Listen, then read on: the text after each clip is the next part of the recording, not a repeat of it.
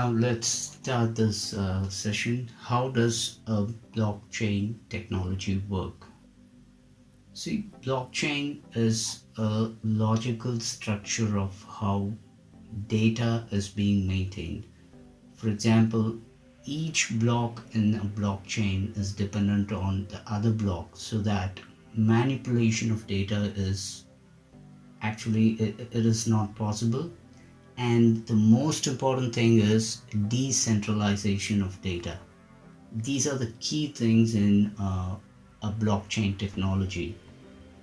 When data is decentralized, what advantage we have is that we need not rely on one specific source or a server or virtual servers where a hacker can hack into and change the data or manipulate the data.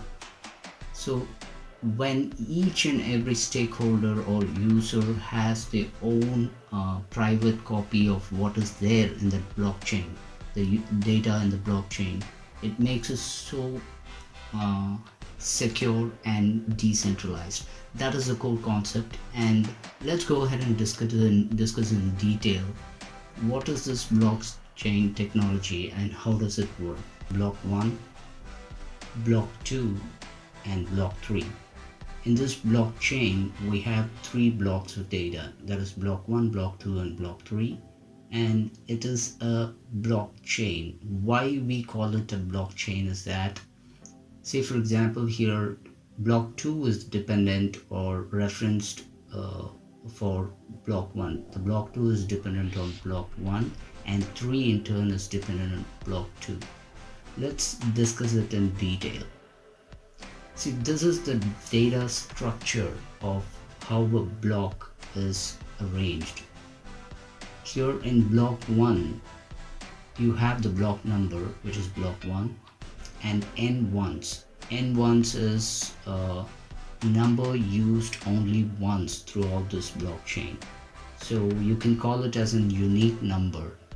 Let's not get into details of n1s, which will dilute the core basics which we are going to discuss about a blockchain and how to change or modify or create new data in a blockchain and how secured and decentralized it is. So we are going to cover the concepts, and we are going to use these representations to show you how the basic function of a blockchain is done and how it's structured. So you have the data, say for example you have user data in this block, and pre-hash, here I've given it as not applicable. In real time it will be a number of zeros, which represents it's nothing, because block 1 does not have any block before that. That is, pre-hash is a hash, a function or a hash number you can call it, which is the previous hash of a block. So when we discuss about block 2 and its structure, you'll get to know what is previous hash. But for now, hash is a unique value given to that block which represents the data in that block. Whatever data changes in a block, a new hash key is a hash function, or you can see it here as 0012. These sort of hash is generated, which is an encrypted form of the data which is there in the block. So any minute any changes in this block 1, you will have a new hash for this block. So the same thing, the structure of block 2 is such: you have a block number, n1s, data, and now when you see here, previous hash is the hash of block 1. Hence, block 2 is dependent on block 1 to complete the chain, to make it a chain. And of course, for block 2, you have its own hash This is the same for all the blocks, because when some data changes in a block, a new hash is generated. And the same way you have block 3, in that you would see the previous hash is the value of block 2's hash, and that is referenced here, and its own hash. That's how a blockchain is structured. Say for example, you have user data here, user 1, 2, 3, 4, 5, 6, 7, and number of user data, their credentials, or even financial information of what is their how much they have and other things. Here, when you want to change the user 1 data, what happens here is ultimately when some minor change happens here, ultimately the hash of block 1 changes. Any change in data, a new hash representing the data is changed. So a unique, when this hash changes, this is going to affect block 2's hash, which is the reference of block 2 from block 1, and the same way for block 3. And also when the pre-hash of block 2 changes, some change in the structure of the data here happens, so its own hash 2 changes, and the same way for block 3 either. So if you see the structure of this blockchain, you would see when block 1 some changes happens, it results in a change of hash for block 1, which in turn affects block 2, and in turn further block 3 is changed. So it becomes impossible for someone to change the data here, and makes it a very closed structure for data manipulation. And now let's go on to the next slide, which is what we need to do if in case, say, a transactional based system like in a banking system, if they use this blockchain to store data and decentralized data, what happens when someone wants to change the data? Data is dynamic here. It may change. For example, user 1 has $100 now. Tomorrow he may withdraw $50, so that this data needs to be changed to $50 to his account. This is a basic scenario.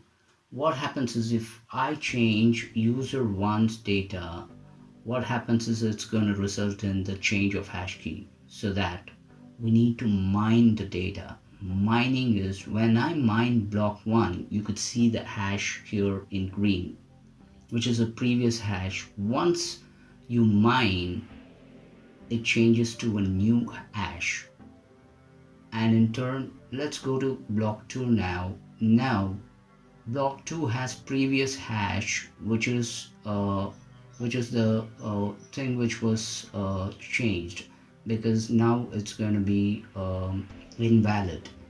Here you see previous hash as the value before the data changed for block 1. So now this needs to be updated. The new hash of block 1 needs to be updated in the previous hash. So for that you need to mine, so that this hash, the previous the block 1's new hash is updated to previous hash. Since this previous hash for block 2 is updated, automatically a data change has happened, so hash of block 2 changes. And further, the same for block 3. This is going to affect block 3's previous hash, as block 2's hash is changed. So block 3's previous hash changes, and its own hash also changes. And thus it becomes possible for a user or a stakeholder in that blockchain to go ahead and mine the data. If you got to add or manipulate or create any new data, you need to mine. When you mine, the related blocks needs to be changed and mined, so that you can update data here. So that's how it's so secured, and the data is decentralized, as I said. Now this is highly secure because of this.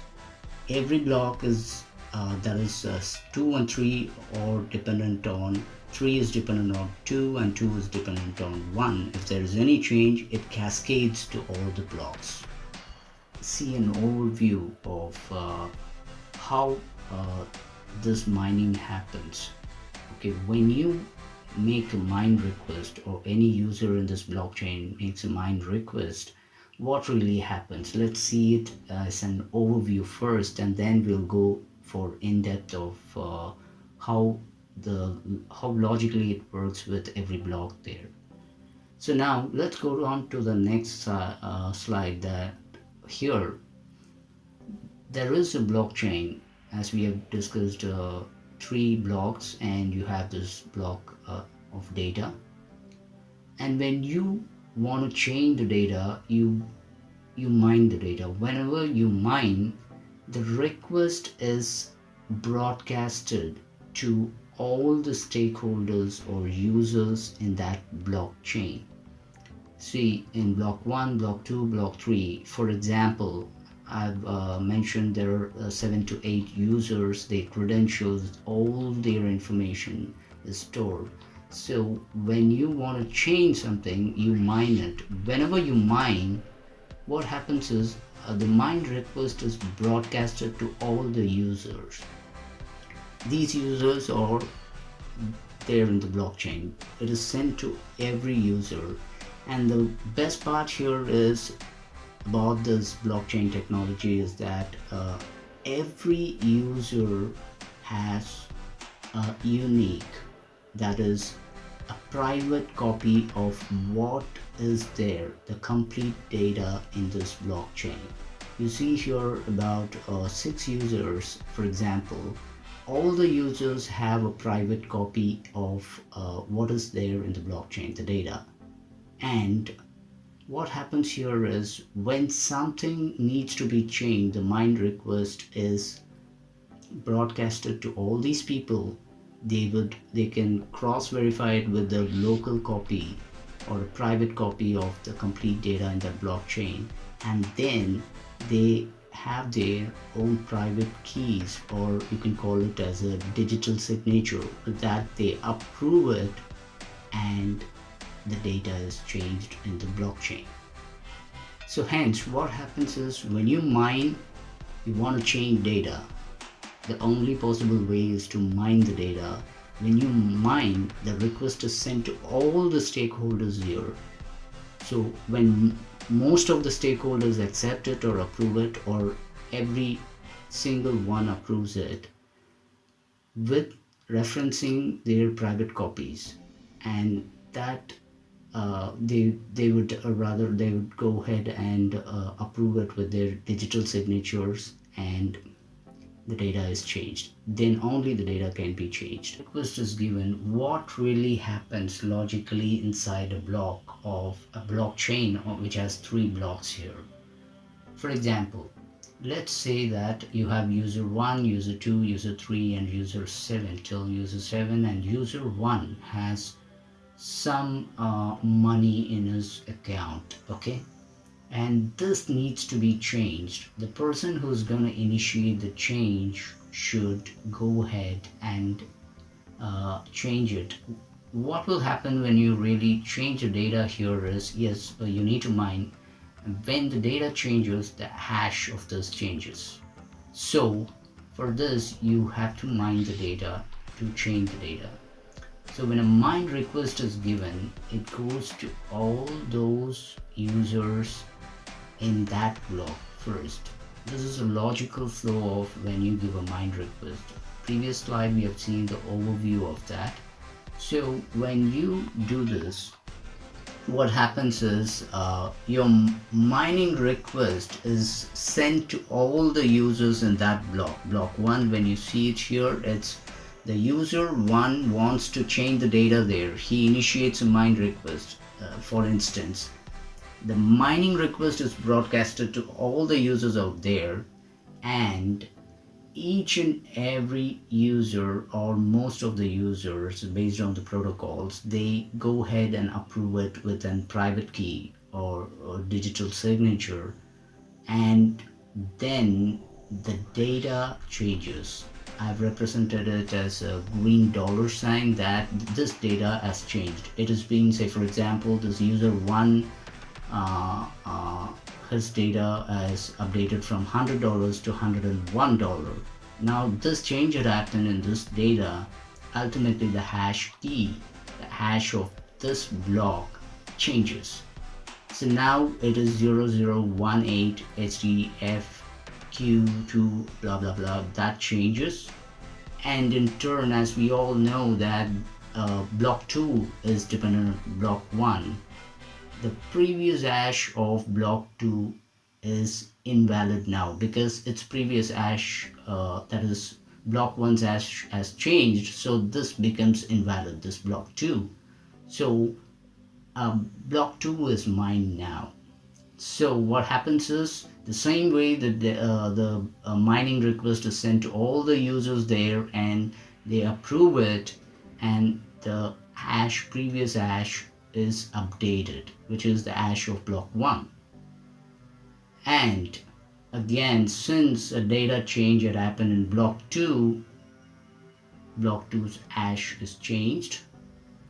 Further, the same way, previous hash of block 3 needs to be changed, because block 3 becomes invalid now because its previous hash value, that is block 2's hash, has changed already.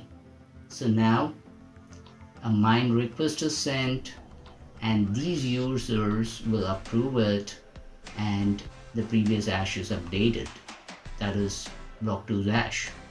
Since previous hash is changed, a data change that happened in block 3, its own hash is generated newly. And that's how the blockchain is completed. When a mine request is sent, logically inside a blockchain, we have represented with 3 blocks in a blockchain. There may be hundreds of blocks, and this is what happens. It is a chain reaction that whenever a data changes, the reliant or dependent blocks data also changes and a new hash is created, and that's how it affects the complete chain, and that's how secured it is. So this is how a mining request is completed inside a block. Logically, this is what happens inside a block. Keep all this in mind, the previous things which we have discussed. So we are going to take an example of what is cryptocurrencies. Cryptocurrencies use this technology which we had discussed till now. What really cryptology means is that, in simple words, say someone wants to send a message to another person. Say A wants to send a message to B, and it's a very highly secured message. Okay, so in the process of transit, someone intercepts it and he knows the message. Say a person called X intercepts and he knows what is the message. That will be a big security lapse. So what happens here is, a person A sends an encrypted message. He says, "Hi, we'll meet up at 4 p.m. at the lawn," and he signs it with his private key. So this message is encrypted, and this signature of his digital signature or private key signature is encrypted, and a hash is formed or generated. So this hash is sent across through some transit, it goes to the person B. This person X now intercepts it. He would see just the hash. Only the person B, the recipient of that, will be able to decode that hash and see the message. So this is what is cryptology. Blockchain uses this concept of hashing to uniquely reference data. Any data changes, the hash changes, so that the other blocks are dependent on it, which needs to be changed, and that's how a blockchain works. Now, cryptocurrencies, for example, Bitcoin, here, let's discuss it. We'll just have an overview since we have discussed enough about what is the basics of a blockchain and what logically happens inside a block when a mining data is given. Whenever in a blockchain, say there are thousands of users in this blockchain, Bitcoin's blockchain, where a person here wants to mine or add a new Bitcoin here. So he gives a mine request. A Bitcoin is mined. When it's mined, the same way it is broadcasted to all the stakeholders or users in that blockchain, and they have private copies of who owns how many bitcoins, what is the purchase price, that this blah blah A to Z information about that blockchain, whoever owns what and other things, everything, absolutely. They have a private copy, and either most of them or all of them approve it, and a bitcoin is added to the blockchain. This is a complete representation. That's how a bitcoin is mined. Now a bitcoin is added to the blockchain with the approval or consent of most of the users or all the users. The protocol is set and it's unique to a specific blockchain. So that's how a cryptocurrency is mined. It may be, the concept remains the same for Bitcoin or Ethereum. It uses this blockchain technology to mine the data. Or in Bitcoin, to mine a Bitcoin, you need to send the mine request to all the users, and most of them approve it, and a Bitcoin is added. This is how blockchain technology is made use for cryptocurrencies like Bitcoin and Ethereum. And thanks guys, that's the end of the slide, and hope it helps you to understand what is blockchain technology, at least the basics and fundamentals of it. Thank you so much for your time.